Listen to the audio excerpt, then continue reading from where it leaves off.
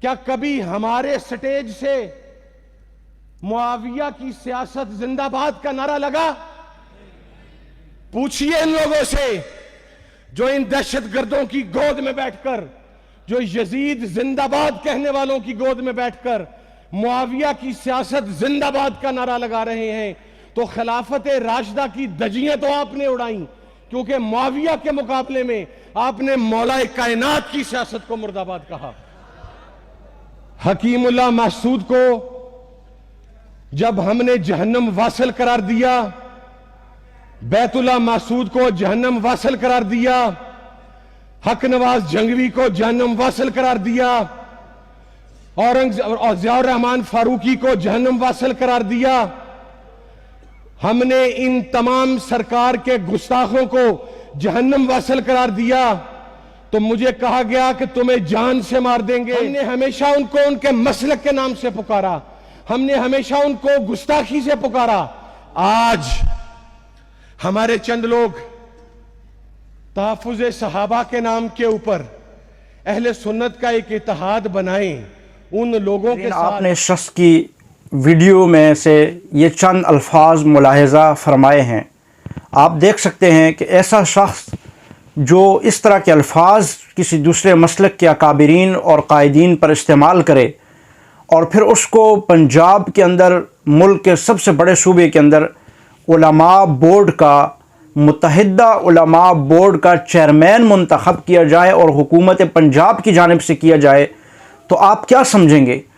کہ یہ کیوں اور کن مقاصد کے تحت اس کو مقرر کیا گیا ہے؟ جبکہ متحدہ علماء بورڈ کا کام یہ ہے کہ مختلف مسالک کو ایک جگہ جمع کرنا اور ان کے اندر جو تفریق ہے اس تفریق کو کم کرنے کے لیے، ختم کرنے کے لیے اپنا کردار ادا کرنا۔ لیکن یہاں جو شخص علماء بورڈ کا سربراہ اور چیئرمین مقرر کیا گیا ہے، اس کی حالت آپ دیکھیے کہ وہ ایک مذہبی بڑی جماعت کے ملک کے اندر، جو پورے ملک میں تمام اضلاع اور تمام صوبہ جات کے اندر اپنے ایک مضبوط نیٹ ورک رکھتی ہے، ان کے قائدین کا نام لے لے کر، وہ قائدین جو اسلام پر اپنی جانیں دے کر گئے، صحابہ اکرام اہل بیت اطہار کا دفاع کرتے ہوئے، ان کا نام لے کر یہ بتا رہا ہے کہ ہم نے فتوے جاری کر کے ان کو نعوذ باللہ قتل کروایا اور ہم نے جہنم واصل کیا۔ اب اس شخص کی کیا اوقات ہے کہ یہ اس طرح کے الفاظ استعمال کرنے کے بعد کس حیثیت کے تحت اس کو حکومت پنجاب نے علماء بورڈ کا چیئرمین مقرر کیا ہے؟ کیا حکومت پنجاب یہ چاہتی ہے کہ مذہبی منافرت کو ایک مرتبہ پھر اس ملک میں ہوا دی جائے اور سیاسی کشمکش کے اندر اپنی اس سیاسی کشمکش کو ختم کرنے کے لیے مذہبی لڑائی کو اس ملک میں پھر پروان چڑھایا جائے اور اپنے آپ کو سیو کر لیا جائے؟ کیا ہماری حکومتیں یہ چاہتی ہیں؟ اس شخص کی گفتگو کے بعد لگتا تو یہ ہے۔ اب آپ سوچ سکتے ہیں کہ جب یہ خود اس بات کا اقرار کر رہا ہے کہ میں نے فتوے دے کر ہم نے ان لوگوں کو مروایا ہے، تو آپ سمجھ سکتے ہیں کہ ان کے ماننے والے جو پورے ملک میں ہیں، ان میں سے ایسے لوگ ہوں گے کہ جو سوچیں گے کہ اچھا یہ بندہ جو اقرار کر رہا ہے، ہمیں بھی اس کو جہنم واصل کرنا چاہیے۔ ایسے بندے کو رہنے کا دنیا میں، ہمارے ملک میں کیا حق ہے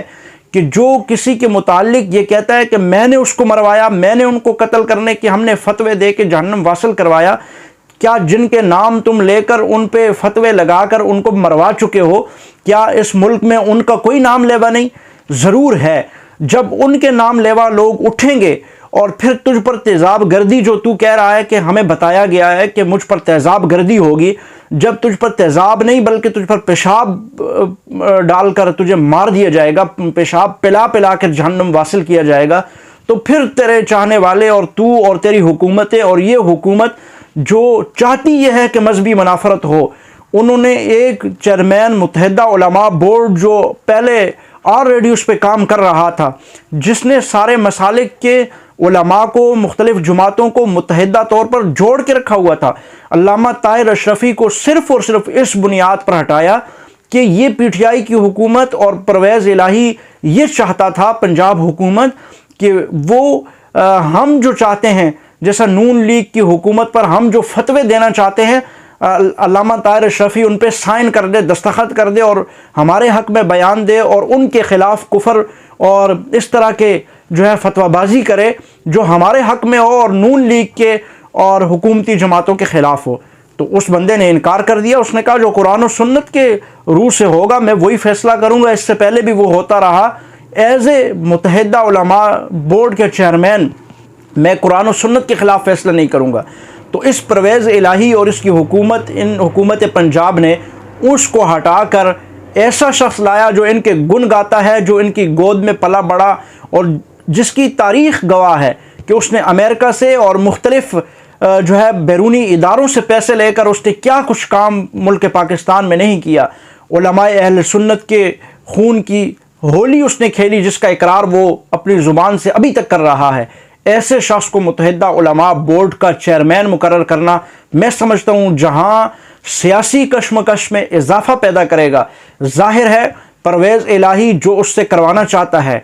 پنجاب حکومت جو اس سے کروانا چاہتی ہے وہ فتوے دے گا، وہ نون لیگ پہ فتوے لگائے گا، وہ حکومتی پارٹیوں پہ فتوے لگائے گا۔ اب ایک تو وہ نقصان ہوگا، دوسرا وہ اپنی مذہب کی آڑ میں جو اس کے اندر ایک بغض ہے علماء کا، اسلام کا، اور ایسا بندہ آپ نے علماء بورڈ کا چیئرمین لگایا ہے جو شخص علم کی آئین بھی نہیں جانتا ہے، جو عالم نہیں ہے، اس کو آپ نے متحدہ علماء بورڈ کا چیئرمین۔ کیا کرائیٹیریا ہے کہ آپ متحدہ علماء بورڈ یا کسی بھی اہم ادارے پر کسی بھی شخص کو لا کے بٹھا دیتے ہیں؟ کیا یہ کرائیٹیریا ہے کہ جو آپ کے لیے بھونکتا صحیح ہے، جو آپ کے لیے آپ کے آگے پیچھے دم صحیح ہلاتا ہے تو وہ آپ کے ہاں جو ہے قابل ٹھہرتا ہے، وہ عہدے اور منصب اور وزارت اور مشارت اور ان چیزوں کے لائق ٹھہر جاتا ہے؟ ایسا شخص قطعاً بھی ہمیں منظور نہیں ہے۔ ایک بڑا طبقہ اس پہ تشویش کا اظہار کر رہا ہے اور اگر نہ ہٹایا گیا تو بہت بڑی جو ہے اس پر ملک فرقہ واریت کی طرف آگے بڑھے گا اور یہ اس کا ازالہ جو ہے وہ کرنا ناممکن ہو جائے گا۔ اور حکومتوں کو چاہیے کہ ایسے کوئی بھی فیصلے کرنے سے پہلے، کسی ایسے عہدے پر لانے سے پہلے شخص کو دیکھ لیں کہ وہ اس منصب کا لائق ہے یا نہیں، سنجیدہ ہو اور ایسا مزاج ہو کہ جو علماء کو مختلف مسالک کو جوڑ تو سکے، ان کو ایک جگہ بٹھا تو سکے، نہ کہ ایسا ہو جس کو دیکھتے ہی عوام اہل سنت اور عام مسلمان اس کے خلاف جو ہے وہ ان کا جوش اور جذبہ اور ان کے اندر غصے کی آگ بھڑک اٹھے۔ تو ایسا شخص وہ ہمارے معاشرے میں آگ لگانے کے مترادف ہے۔ ایسے شخص کو فی الفور عہدے سے برطرف کر کے کوئی صحیح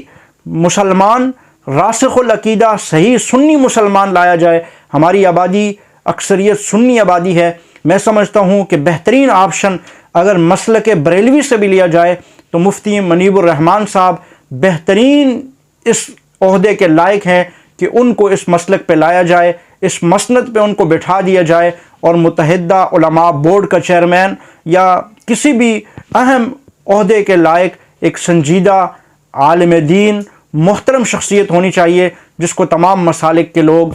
کھلے دل کے ساتھ قبول کرتے ہیں۔ ہمارا مطالبہ ہے کہ حامد رضا کاظمی جو ایک کرپٹ انسان ہے، جو ایک جس کے دامن پر داغ ہی داغ ہیں اور جو ایک قاتل اور غنڈہ انسان ہے اور جو دیگر مسالک کے لیے کفر کے فتوے اور ان پہ ان کے جہنمی ہونے اور ان کے قتل کے فتوے دیتا ہے، ایسے شخص کو امت مسلمہ پاکستانی عوام کبھی بھی برداشت نہیں کرے گی۔ ہمارا ملک